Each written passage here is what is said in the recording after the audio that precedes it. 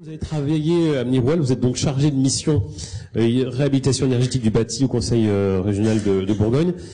En tant que chargé de mission depuis un peu plus d'un an, vous êtes sur ces questions. On l'a dit, le grand enjeu c'est de passer du cas par cas, du voisin qui a rénové mais qui est tout seul dans le lotissement à l'avoir fait, des cas un peu isolés, à une massification. Pour massifier, il faut se rendre compte du type de logement auquel on a affaire. Et savoir comment on peut rénover, réhabiliter énergétiquement le parc des maisons bourguignonnes. On le disait à l'instant, un des plus anciens parcs pour les maisons individuelles avec l'Aquitaine. Donc ça pose un certain nombre de questions et vous cherchez des solutions pour massifier cette rénovation. Alors quels sont les outils sur lesquels vous travaillez? Bonjour à tous, donc je vais vous présenter en fait un peu plus en détail donc l'ingénierie technique de la stratégie régionale et l'étude que mène le Conseil régional de Bourgogne pour répondre à la question de comment réhabiliter les maisons bourguignonnes. Donc, je vais rappeler un peu le cadre de cette étude et les chiffres que vous avez déjà pu avoir ce matin, mais on s'est fixé au niveau de la région Bourgogne l'objectif dans le schéma régional climat et énergie de réhabiliter 15 000 maisons par an au niveau basse consommation d'énergie. Et bon, en Bourgogne, on s'est focalisé en premier point sur les maisons individuelles, car elles représentent, comme on vous l'a déjà dit, 66% du parc de résidence principale et pratiquement la totalité des consommations d'énergie du résidentiel. Et aujourd'hui, on a environ 500 000 maisons en Bourgogne. Aujourd'hui, les rénovations, on les fait au cas par cas, voilà, en prenant vraiment chaque cas comme un cas particulier et différent comme vous venez de dire, de son voisin. On ne peut pas se permettre, si on veut massifier, d'avoir 500 000 solutions de rénovation différentes et de continuer de faire du cas par cas. Donc on a vraiment besoin, et c'était l'objet de l'étude qu'on mène, de simplifier l'acte de rénovation.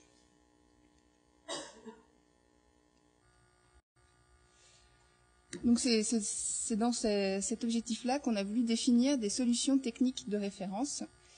Donc, développer des solutions techniques pour simplifier la rénovation. Ça ne va pas être obligé pour chaque rénovation d'avoir à faire des simulations compliquées, des calculs et avoir un peu des solutions types.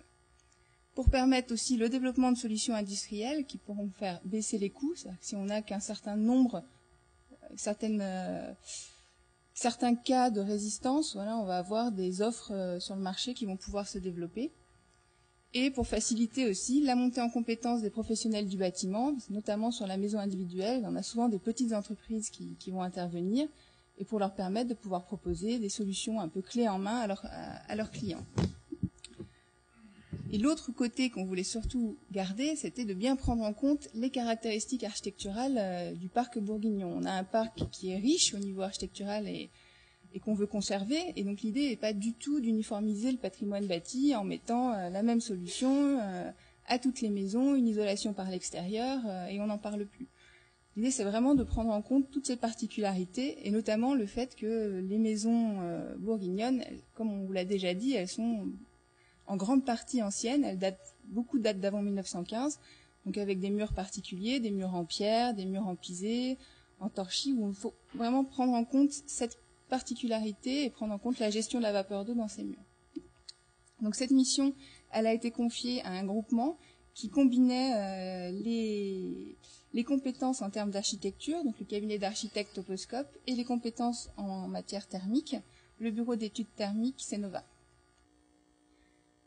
Donc on a voulu cette approche participative, donc on s'est grandement appuyé sur un comité technique, dont il doit y avoir beaucoup de membres ici aussi dans la salle. Donc ce comité technique réunissait les principaux acteurs en lien avec le bâtiment et l'habitat en Bourgogne, et on s'est réunis à plusieurs fois pour pouvoir valider et échanger sur les travaux, bien prendre en compte les attentes de chacun.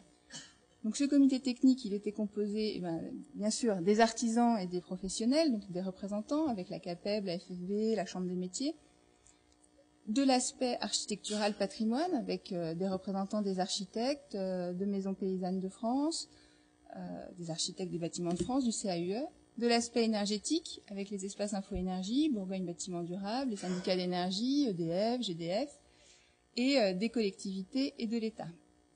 Pour vraiment avoir le point de vue de chacun et faire en sorte qu'on puisse créer des outils adaptés à chacun.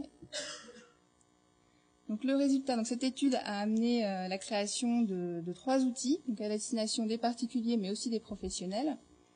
Donc des fiches typologiques qui vont présenter les caractéristiques du patrimoine bourguignon, un arbre de rénovation qui permet de définir des bouquets de travaux au niveau basse consommation d'énergie ou basse consommation compatible, en fonction des caractéristiques de la maison et du choix du propriétaire. Donc l'idée, c'est vraiment pas d'imposer une solution, mais d'arriver à accompagner le particulier pour qu'il ne fasse pas de travaux qui puissent mettre en danger le fait d'arriver un jour au niveau BBC. Et enfin, le dernier outil, des fiches travaux qui vont permettre d'accompagner la mise en œuvre de ces bouquets de travaux. Donc, je vais vous présenter un petit peu chaque outil. Les fiches typologiques, donc leur objectif, c'est vraiment d'avoir une meilleure connaissance du parc, d'amener des éléments au particulier pour qu'il puisse savoir sa maison, quelles caractéristiques architecturales notables elle a et quelles caractéristiques il serait intéressant de conserver pour la richesse du patrimoine. Donc sachant que le particulier ne va pas forcément retrouver sa maison dans une typologie. Donc on a beaucoup de maisons qui sont en fait des mélanges de plusieurs typologies. Et ça permet d'identifier les éléments clés au niveau architectural. Donc on a défini 10 grandes typologies, donc dans 3 grandes familles. Les maisons anciennes qui vont dater d'avant 1948, qui vont souvent être en pierre ou avec des matériaux particuliers et qui sont très riches architecturalement. Donc avec les maisons rurales, les maisons de bourg, les maisons bourgeoises, l'habitat ouvrier, les villas éclectiques et les pavillons d'avant 1948. Les maisons de 1948 à 1974, souvent non isolées, avec les pavillons et les maisons singulières qui sont en fait les maisons d'architectes, et les maisons plus récentes, de 1975 à 2012, qui sont isolées en fait à différents niveaux de performance en fonction de l'évolution des réglementations thermiques. Pour chaque fiche typologique, on va avoir une présentation, l'implantation, le contexte de la maison, comment elle est positionnée en général sur sa parcelle. Si elle a pris en compte, par exemple, les maisons anciennes, souvent prenaient en compte l'environnement et étaient bien positionnées en fonction du sud et des différents vents dominants. Et les maisons plus récentes sont souvent positionnées suivant la place qu'on a sur la parcelle. Les zones de prédominance sur le territoire, les caractéristiques principales, ce qui va vraiment définir la typologie. Donc, par exemple, les maisons bourgeoises, elles vont être caractérisées par des façades plus travaillées avec de nombreuses ouvertures assez grandes. Et les maisons ouvrières, elles vont être avec une surface habitat plus petite. Donc, par exemple, c'est des maisons qu'on aura plus de mal à isoler par l'intérieur. Les matériaux et les principes constructifs, les systèmes, donc chauffage, eau chaude sanitaire et ventilation. Les qualités architecturales et patrimoniales, donc ça peut être par exemple les galeries, les balcons à conserver, les modénatures, enfin, tout ce qui va faire vraiment la richesse du patrimoine. Les variantes locales, vraiment internes en Bourgogne, suivant les différents pays, on va avoir quelques variantes. Les points forts thermiques et les points faibles thermiques, qu'il va falloir soit arriver à contrer, soit arriver à conserver lors des rénovations. Ça peut être par exemple l'inertie des maisons anciennes. Et les types de travaux qui ont pu être déjà réalisés et les problèmes et pathologies possibles suite à ces travaux. Par exemple, les enduits ciment et les risques en termes d'humidité. C'est pour vous montrer un peu la forme d'une fiche typologique qu'on a voulu pédagogique avec beaucoup d'illustrations. Donc, le deuxième outil, donc l'arbre de décision de la rénovation, il doit permettre d'arriver à dire au particulier quel bouquet de travaux il peut mettre dans sa maison pour atteindre le niveau basse consommation d'énergie ou le meilleur niveau possible. Sachant qu'en fait, si on intervient sur un poste, on mettra le niveau BBC minimum, mais on peut ne pas intervenir sur un poste. Donc l'idée, c'était vraiment de prendre en compte les contraintes qui peuvent exister. Donc on a pris 4 grosses contraintes, c'est-à-dire l'impossibilité de remplacer les fenêtres, si on a des fenêtres classées, l'impossibilité d'isoler la dalle, donc par exemple si on a une cave voûtée, une hauteur sous plafond limitée au rez-de-chaussée, l'impossibilité d'introduire un système de ventilation double flux et l'impossibilité d'isoler les murs par l'extérieur ou par l'intérieur si on a des caractéristiques architecturales à conserver, voire les deux, ne pas pouvoir isoler du tout le mur. Donc la structure de cet arbre, en fait, pour chaque élément, donc en prenant en compte aussi la problématique de l'humidité, donc les murs, les menuiseries, la ventilation, le plancher bas, la toiture, etc. On va poser des questions successives en essayant de les faire les plus simples possibles pour que le particulier puisse y répondre, pour arriver à définir un état de sortie, un niveau de performance. Donc la résistance qu'on va mettre dans le mur, la la performance des menuiseries, la performance de la ventilation, etc.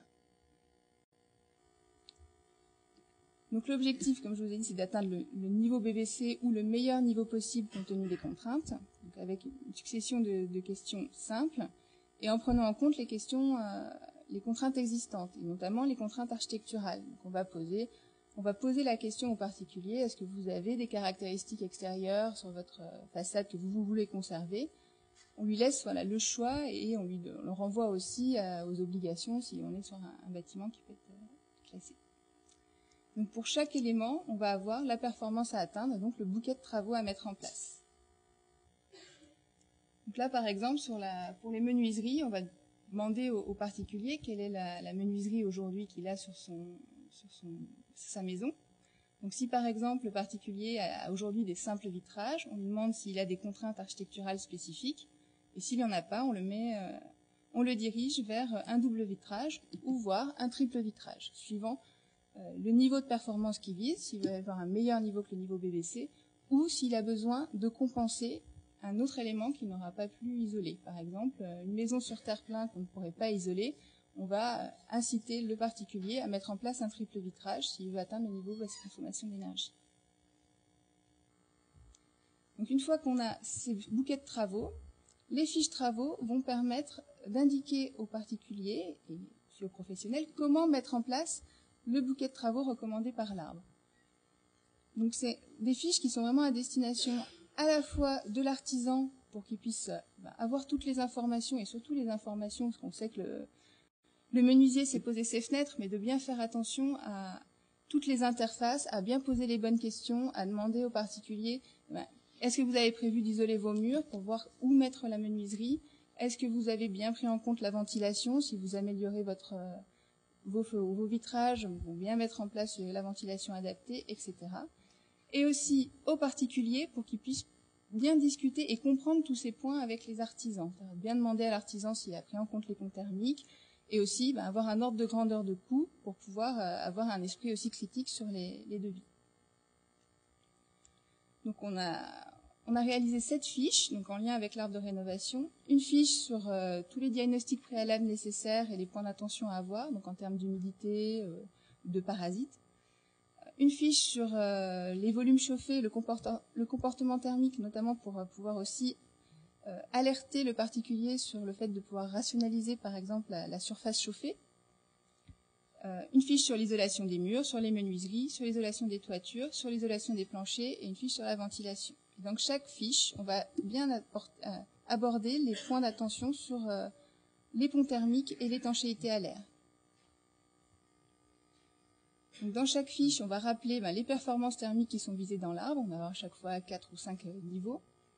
Les isolants choisis pour atteindre ces performances. Donc quelle épaisseur d'isolant nécessaire en fonction de l'isolant choisi pour pouvoir aussi donner aux particuliers un ordre d'idée.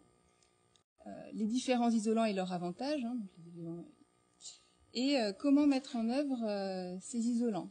Comment on va poser l'isolant, quel point d'attention à avoir, les travaux induits, par exemple si on isole par l'intérieur, va falloir déposer les radiateurs, refaire les finitions intérieures, etc.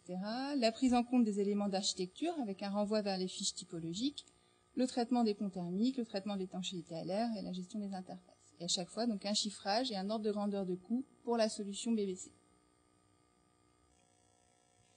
Et donc chaque fiche est illustrée.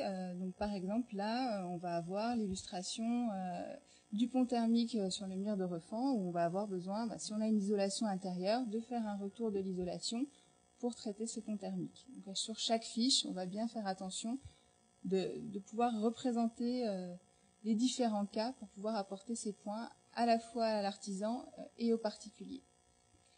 Et donc tous ces outils devraient être mis prochainement à disposition du public donc, sur les sites internet donc, de la région, de BBB et de nos partenaires. Voilà. Merci Amirouel, on peut vous applaudir, ainsi que Dominique Marie. Si ça n'avait pas été fait,